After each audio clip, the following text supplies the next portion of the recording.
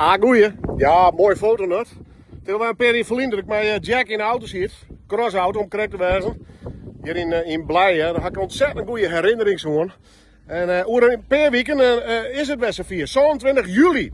Nog hadden ze dat boert al verloren. Maar goed, Blijen en de cross, dat je bij elkaar. Zeker de vrije cross. En dat is daar ergens in de 40. Dat trittel wordt halver gewoon. In ieder geval kunnen we cross worden. Er kunnen pilsje gepakt worden.